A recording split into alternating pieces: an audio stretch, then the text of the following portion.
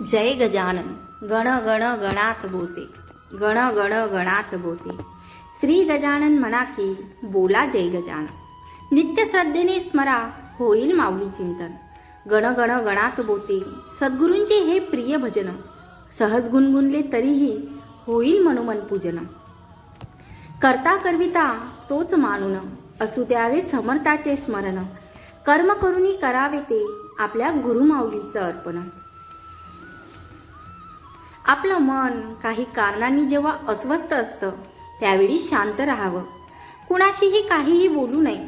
अशा या वेळी डोळे आतून मनातल्या मनात स्वामींचे नाम स्मरण करावं. एक लक्षात घ्या, आपले श्री स्वामी गुरु आपल्या सोबत सतत असतात. त्यांना आपल्या अस्वस्थतेचं कारण माहीत असतं. काही वेळा आपल्याला काही गोष्टी त्यांना शिकवायच्या असतात. नामस्मरण सुरू केल्यानंतर काही वेळात आपल्या अस्वस्थतेचं ढग विरून जातात. मनाला प्रसन्न वाटतं. अनेक प्रश्नांची उत्तरे आपल्या अगदी सहज जगत्या मिळतात. खूप काही शिकवायचं मिळतं. म्हणून ज्यावेळी मन अस्वस्थ असेल त्यावेळी कुणावरही राग न काढता नामस्मरण करणं हा एक चांगला उपाय मार्ग आहे. स्वामी म्हणतात, माऊली म्हणतात, जो इतरांना संपवण्याची तयारी करतो तो स्वतःला वाचवण्यात कमी पडतो, आणि जो दुसऱ्याला वाचवण्याचा प्रामाणिक प्रयत्न करतो तो स्वतः कधीच संपत नाही. हीच नियती आहे. माणसाला दुसऱ्याची वाट लावता लावता स्वतःची वाट केव्हा लागते हे कळत सुद्धा नाही. म्हणून दुसऱ्याची वाट लावण्यापेक्षा स्वतः चांगला वाटेला लागा. कोणाची वाट लावण्यापेक्षा वाट दाखवण्याचं कार्य करा. माणसाचा दर्जा हा जात आणि मिळकतीवरून ठरत नसतो, तर तो विचारांवरून ठरत असतो.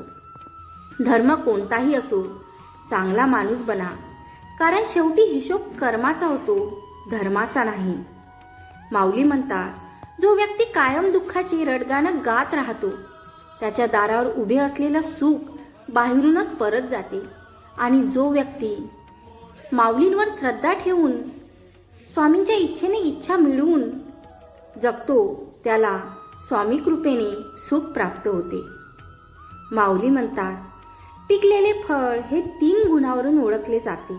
एक तर ते नरम होते, दुसरे ते अतिशय गोड लागते व तिसरे म्हणजे त्याचा रंग बदलतो. त्याप्रमाणे परिपक्व माणसाची ओळख सुद्धा 3 गोष्टीवरून करावी. प्रथम, त्यात नम्रता असते. दुसरे, त्याच्या बोलण्यात गोडवा असतो. तिसरे म्हणजे त्याच्या चेहऱ्यावर जबरदस्त आत्मविश्वास असतो.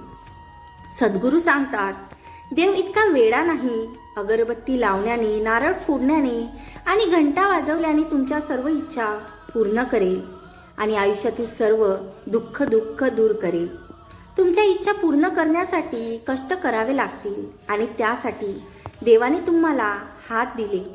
आयुष्यातील दुःख दूर करण्यासाठी तुम्हाला दुसऱ्याच्या आयुष्यात आनंद निर्माण करावा लागेल, सत्कर्म करावे लागेल.